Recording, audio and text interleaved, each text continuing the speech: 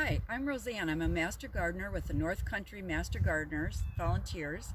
We are based in the Spooner Agricultural Research Station in Spooner, Wisconsin, and I am standing in our teaching and display gardens.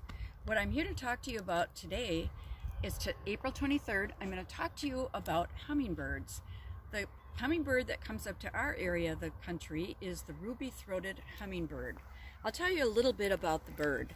The bird is very tiny in stature, but it's an excellent pollinator.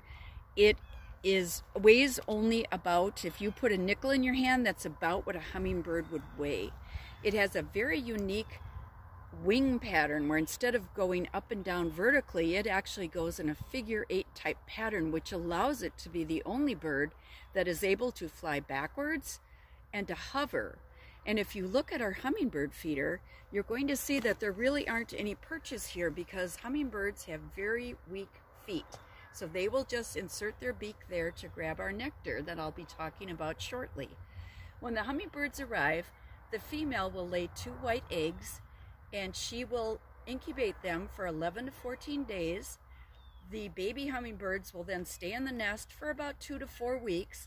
And once they leave, she can do that probably 2 more times.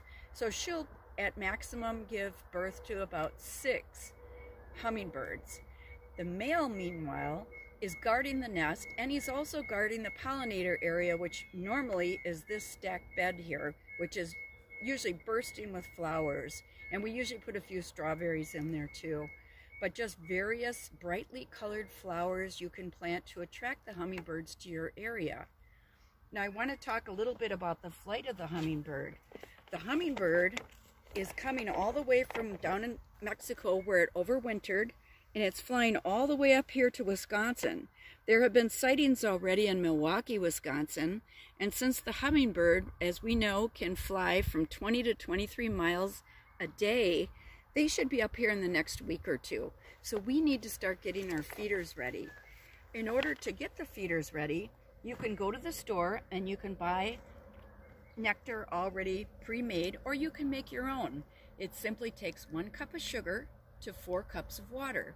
You get your water almost to boiling, you'll put your sugar in there, you'll stir it around until it becomes clear again, cool it off, and it will then be ready to go into your feeder. Now, it can stay in the feeder for 3 to 4 days. After that time, if there's any nectar left, you should empty out your feeder. And then this is a hummingbird bottle brush cleaner. And what I do is I never use harsh chemicals. I don't use any detergents. I just will take water from the hose or wherever my water source is, and I'm going to clean out the hummingbird feeder. So with that in mind, I hope you'll be ready to welcome the hummingbirds, and I hope you found this video helpful. Thanks for listening.